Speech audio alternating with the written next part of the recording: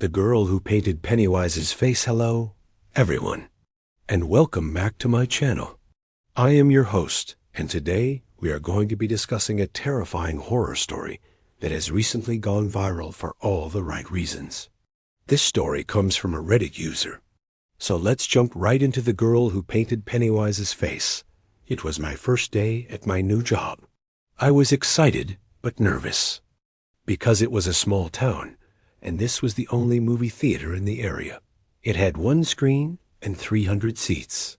I was hired for the night shift, where me and another guy named Benny would close up and do the midnight showings. The old manager quit, and they were in the process of getting a new one. So for the time being, my boss would be Benny. I was told that Benny knew everything about the theater and to just follow his lead. That night went by fast. We didn't have any customers, so we got to goof off a bit. Then it was time to lock up.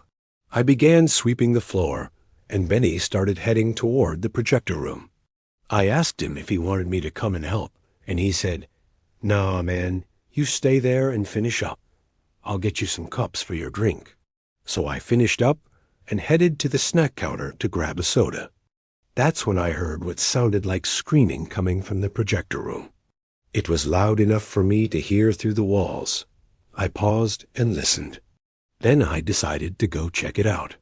I walked past the bathroom and noticed the door was slightly open.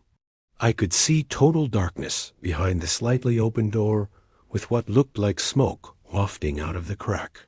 Curiosity got the best of me, and I slowly opened the door and stepped inside. There was no light switch on the outside, so it was pitch black inside the bathroom.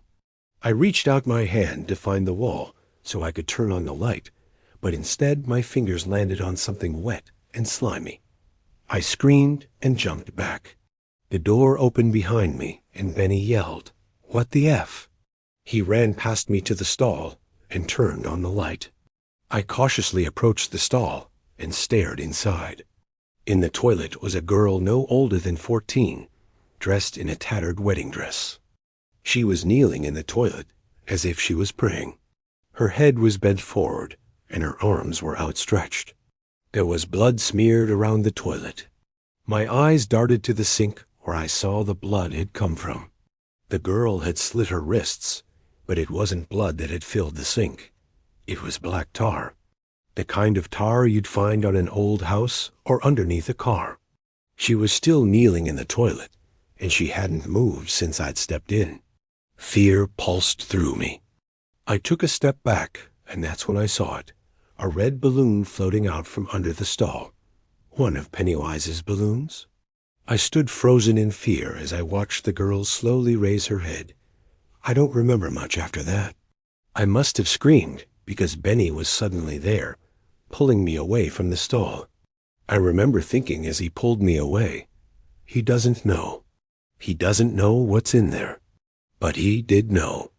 I could tell by the look on his face. His eyes were wide with terror. As he dragged me away, I glanced back at the stall. The girl was standing now. She was tall, too tall, like she'd been stretched and distorted. Her face was white. Her eyes were black pools of nothing. She was smiling, but it wasn't a friendly smile. It was a cruel, predatory smile. The kind of smile that promised pain. Then she spoke, her voice a raspy whisper. "I'm going to kill you." And then she disappeared from sight. Benny and I made it to the front door before I could catch my breath. "Call the police," I gasped out. Benny stared at me for a moment, then shook his head slowly. "You didn't see anything, okay?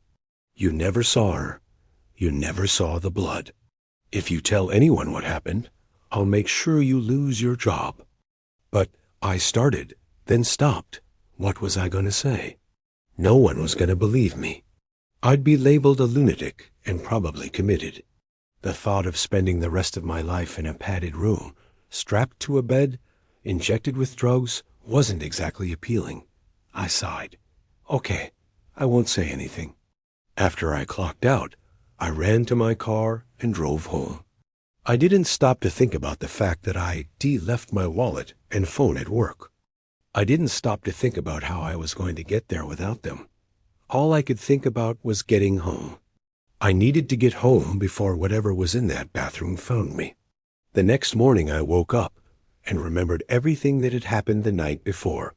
Relief washed over me as I realized I was safe, at least for now. I got ready for work and headed to the theater. When I got there, Benny was waiting for me. He looked grim. "I called the police last night," he said. "They found her." "Who found what?" I asked, hoping that whoever had been in the bathroom was gone. "The girl," he said. "She's dead. They found her hanging in the projection room. Apparently, she hung herself with the movie reel cord. She had a rope around her neck, but it wasn't that killed her. It was the cord. She strangled herself with the cord." A chill went down my spine. "How long has she been there?" "Since last night," Benny said. "She hung herself sometime after we left. She must have snuck in somehow and hid in the projector room." Relief washed over me again, quickly followed by guilt. Why hadn't I told the police about her? About what I'd seen? I could have saved her, but I didn't. I was too afraid. "I'm sorry," I whispered. "Don't be sorry," Benny said. "You did the right thing. Besides, there was nothing you could have done." Later that day, after the police had finished their investigation, Benny and I were left to clean up the mess. As we were sweeping up the remains of the girl's dress, I saw something. It was a small, almost insignificant detail. It was a clown nose lying on the ground, covered in blood. Not black tar this time, real blood.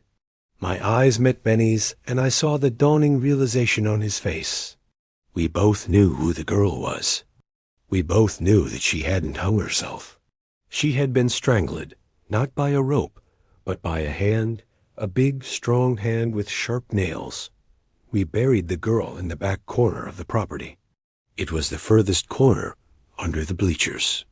That way, no one would ever find her. At least that was the plan. That night, I heard screams coming from the back of the theater. I didn't want to listen, but I couldn't help myself.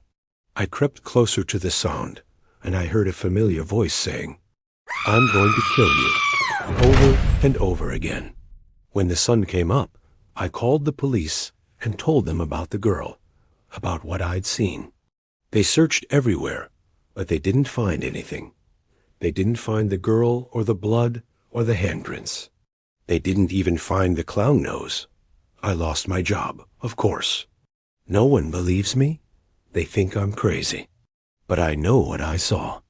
I know that there is a monster living in that theater, and I know that one day it will come for me.